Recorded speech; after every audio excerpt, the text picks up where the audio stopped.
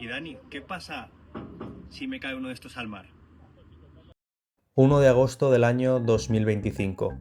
El barco Everlunar se encuentra a las puertas de introducirse en la terminal del puerto del Callao, en Perú, por tal de iniciar operaciones de contenedores de importación y de transbordo. Ahora bien, la tripulación, a las 9:30 de la mañana, empieza a detectar cómo el barco se mueve con zozobra, cómo el barco empieza a moverse de manera violenta. Y cuando notan el peligro, cuando notan que su integridad está en riesgo, ven como más de 50 contenedores portadores de mercancías caen por la borda, se hunden, caen al fondo del mar. Imagina que uno de esos contenedores es tuyo. Imagina que esa es la carga que tanto ansiabas o esperabas. ¿Ahora qué? Porque está claro que lo más importante es que no hubo heridos ni ninguna muerte que lamentar, pero sí que hubieron pérdidas millonarias para los cargadores e importadores que confiaban y esperaban con anhelo sus cargas, sus mercancías. Lamentablemente, todavía a fecha de hoy no conocemos con exactitud el motivo justificado de este problema y de por qué 50 contenedores cayeron por la borda.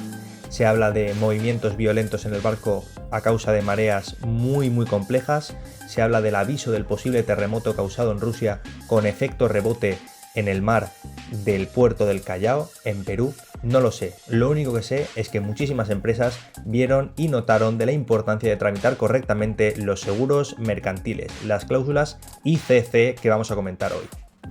Los tres tipos de Institute Cargo Clauses van a determinar qué opciones tenemos a la hora de protegernos ante posibles riesgos en el transporte internacional para nuestras mercancías.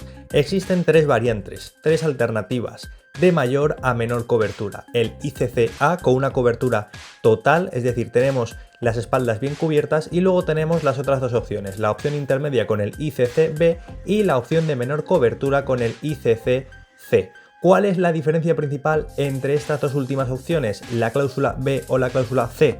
En la primera de ellas, el riesgo por arrastre de las mercancías de cubierta por olas sí que estaría cubierto, mientras que en el ICC-C no tendríamos este mínimo cubierto. Ahora bien, resulta fundamental dejarnos asesorar, dejarnos aconsejar por nuestro freight forwarder en base al tipo de mercancía con el que estamos trabajando para ver qué tipo de cláusula nos va a interesar en mayor o menor medida. Fundamental también comprender que en base al Incoterm que estemos seleccionando, si trabajamos con ZIP o trabajamos con CIF, por normativa Incoterm estaremos obligados a tramitar un tipo de seguro, ICC-A si es un ZIP, o otro tipo de seguro, el ICC-C si estamos hablando de un trabajo con Incoterm CIF. De acuerdo, Dani, después de esta píldora quiero saber la realidad. ¿Cómo me afecta a mí el incidente del Everlunar si mi contenedor ha caído al mar? Esto tiene diferentes casuísticas. Ahora, si el contenedor se oficializa y se considera como pérdida total de la mercancía, da igual el tipo de seguro que estés tramitando, el A, el B o el C, que tienes derecho a el importe máximo, el valor de la mercancía más el 10%, porque recordemos que la cobertura en el Institute Cargo Clauses es del 110% del valor declarado. Ahora bien, oye, si mi contenedor ha sido recuperado pero con carga totalmente dañada, volvemos a tener que distinguir entre los diferentes tipos de cláusulas. Cláusula A, ningún problema, cobertura total. Cláusula B, depende de si estamos hablando de una caída por arrastre, como comentábamos anteriormente, de las mercancías de cubierta por olas. Ahora, en una cláusula ICC-C, esa cobertura mínima no garantiza que tengas derecho a recuperar tu importe. Es aquí donde radica la diferencia y la importancia de tramitar el seguro correcto para cada caso.